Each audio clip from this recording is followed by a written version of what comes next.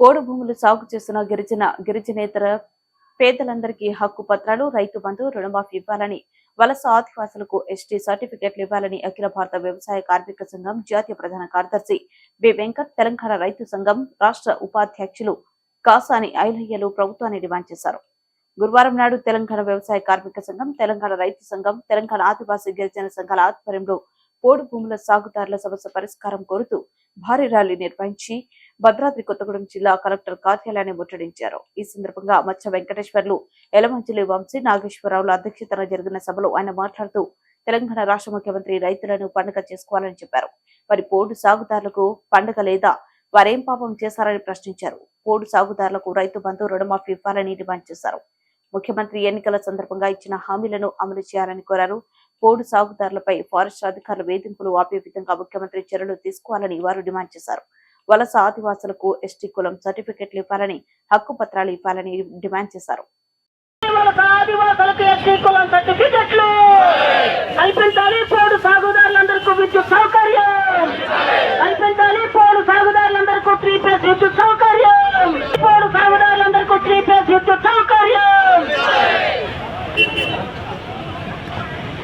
ఇవ్వాలి. పోడు సాగుదారులందరికీ హక్కు పత్రాలు ఇవ్వాలి. పోడు సాగుదారులందరికీ హక్కు పత్రాలు ఇవ్వాలి. పోడు సాగుదారులందరికీ హక్కు పత్రాలు.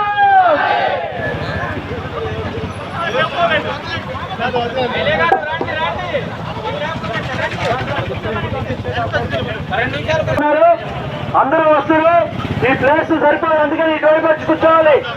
అటు అందరూ కూడా రావాలి.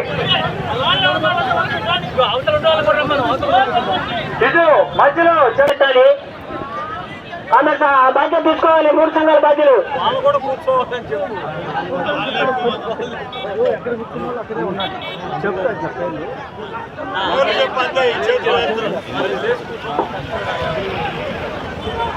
ఈరోజు వీడియోలు తీసుకొని కంగారే ఉంది. గ్రామ సభలు ఆమోదిస్తే జిల్లా ఫారెస్ట్ అధికారులు పెండింగ్ లో పెట్టారు. ఇలాంటి సమస్యలు ఉన్నాయి. మేము ముఖ్యమంత్రి గారిని చేస్తున్న డిమాండ్ ఏమిటంటే, మొదటి డిమాండ్ ఎవరిని తొలగించొద్దు.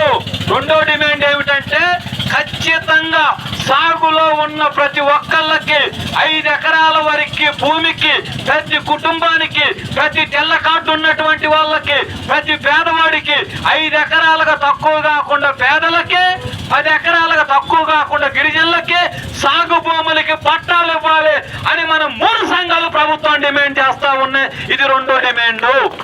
ఇక మూడోది ఏమిటి? వాళ్ళు మనం రైతు బంధు ఇస్తున్నారు. మీకు రైతు బంధు ఇస్తున్నారా? ఇవ్వలేదు. ఇవాళ అందరికీ ₹1,00,000 ఖాతాల్లో పడుతున్నాయి. మీ ఖాతాల్లో పడుతున్నాయా? పట్టలేదు. ఎందుకని? బ్యాంక్ వాడు ఏమన్నాడు, మీరు ఫారెస్ట్ భూమి కాబట్టి మీకు లోన్ ఇవ్వనని చెప్పాడు. వాడు బ్యాంక్ వాళ్ళు లోన్ ఇవ్వలేదు. ఇప్పుడు ముఖ్యమంత్రి గారు ఏమంటా ఉన్నారు, బ్యాంకులో రుణం తీసుకున్న వాళ్ళకే రద్దు చేస్తాం తప్ప బయట అప్పులు రద్దు చేయలేము అంటున్నాడు. మేమనేది ఏమిటంటే, మేమేం పాపం చేసుకున్నాం? బ్యాంక్ వాడి దగ్గర పోతే వాడు అప్పు ఇవ్వనని చెప్పాడు. వాడు అప్పు ఇవ్వలేదు కాబట్టి నేను రద్దు చేయలేదని నువ్వంటా ఉన్నావు. చివరికి నష్టపోతుంది. ఆదివాసులు నష్టపోవాలా? గిరిజనులు నష్టపోవాలా? దళితులు నష్టపోవాలా? బీసీలు నష్టపోవాలా?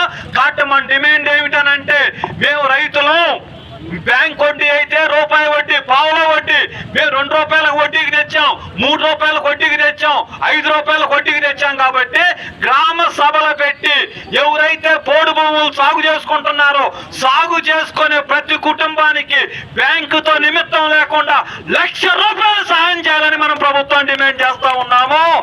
అడగాల వద్దా? ఈ డిమాండ్ మనం అడగాల వద్దా? ₹1,00,000 ఇవ్వాలా వద్దా? రైతులకు 2 లక్షలు ఇస్తున్నారు. కనీసం మనకు ₹1,00,000 ఇవ్వాలి. గ్రామ సభలు పెట్టని మనం మూడో డిమాండ్ చేస్తున్నాం. నాలుగోది ఏమిటి? రైతు బంధువు. మనకు రైతు బంధువు రావటం లేదు. రైతు బంధువు కావాలంటే పట్టా కావాలా? పట్టా కావాలంటే ప్రభుత్వం పట్టాలు ఇవ్వాలా? మాకు పట్టాలు ఇవ్వకుండా మొన్నటిదాకా రైతు బంధువు పేరుతో ఒక్కొక్కరికి 20,000 ఇచ్చారు, 50,000 ఇచ్చారు, ₹1,00,000 ఇచ్చారు. మాకు పైసలు కూడా ఇవ్వలేదు. కాబట్టి సాగును సర్వే చేసి ప్రతి గిరిజనుడికి, ప్రతి పేదవాడికి రైతు బంధు ఇవ్వాలని కూడా మనం డిమాండ్ చేస్తా ఉన్నాం. ఇది మన రేవంత్ రెడ్డి గారిని. సాగులో ఉన్న ఆదివాసులు, ఇతర పేదలందరికీ పోడు భూమి పట్టాలు ఇవ్వాలని వ్యవసాయ కార్మిక సంఘం, రైతు సంఘం, గిరిజన సంఘం ఆధ్వర్యంలో భద్రాద్రి కొత్తగూడెం కలెక్టరేట్ కి వేలాది మంది భారీ వర్షంలో కూడా తరలివచ్చారు. ఈ రోజు రైతులకి రుణాలు రద్దు చేయటం శుభ పరిణామం, దీన్ని ఆహ్వానిస్తున్నాం. కానీ అదే పద్ధతి, అదే సిస్టమ్ అంతా కూడా పోడు సాగుదారులకు వర్తింపజేయాలి. మరి ప్రధానమైన 4 డిమాండ్లు: తరతరాలుగా పోడు సాగు చేసుకుంటున్నటువంటి ఆదివాసులకి, ఇతర పేదలకు పట్టాలు ఇంకా పెండింగ్ లో ఉన్నాయి. ఒక్క కొత్తగూడెం జిల్లాలోనే 20,000 మందికి పైగా సాగుదారులు సాగులో ఉన్నారు.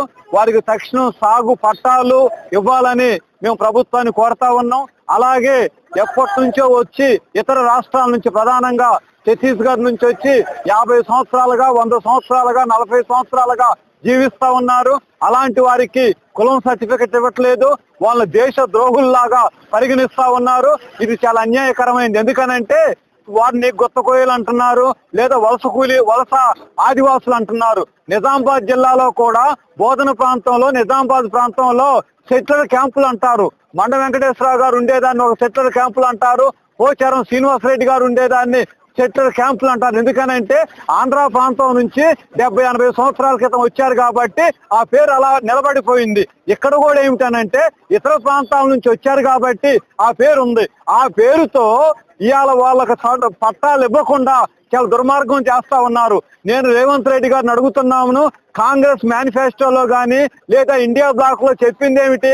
ప్రతి పోడు సాగుదారికి పట్టాలు ఇస్తాము, అలాగనే మావోయిస్టు పేరుతో నిర్బంధాలు ఆపుతాము, అక్రమ కేసులు బనాయించము, ఓపా చట్టాన్ని రద్దు చేస్తామని చెప్పారు. ఇండైరెక్ట్ గా బీజేపీ ఇవాళ చేస్తున్న దాన్ని మీరు బలపరచడం కాదా?